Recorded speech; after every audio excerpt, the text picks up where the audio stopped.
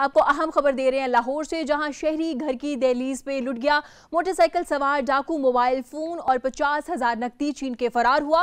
वारदात की CCTV 47 news को मौसूल होगी। दरख्वास्त देने के बावजूद अभी तक पुलिस ने मुकदमा दर्ज नहीं किया। शहरी घर की दहलीज पे लुट गया मोटरसाइकिल सवार डाकू मोबाइल फोन छीन कर और 50,000 नकदी लेके फरार हो गया। वारदात की सीसीटीवी 47 न्यूज को मौसूल होगी। ये फुटेज आप अपनी स्क्रीन पे देख सकते हैं, किस तरह शहरी को उसके घर की दहलीज पे लूटा जा रहा है।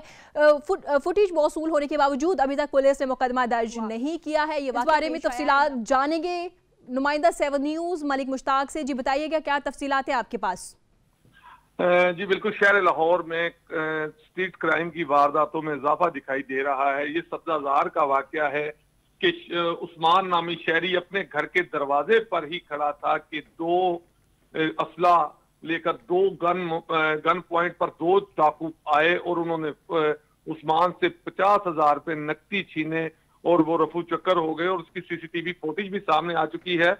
उस्मान की तरफ से थाना सब्जाजार में 2 दफा दरख्वास्तें दे दी गई हैं कि उसकी कार्रवाई की जाए, लेकिन पुलिस जो है वो अभी तक कार्रवाई करने से इज्तनाब कर रही है। हालांकि सीसीटीवी फुटेज बिल्कुल सामने आ चुकी है और पुलिस को भी सीसीटीवी फुटेज दे दी गई है, लेकिन अभी तक पुलिस की जानिब से मुकदमा दर्ज नहीं किया गया। लेकिन अगर बात की जाए शहर लाहौर के क्राइम की, तो शहर लाहौर में दिन ब दिन इस तरह के क्राइम और स्ट्रीट क्राइम की जो वारदातें हैं उसमें इजाफा हो रहा है।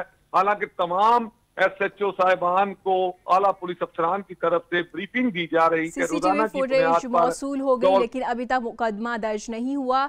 हमें अपडेट कर रहे थे मलिक मुश्ताक, बहुत शुक्रिया आपका।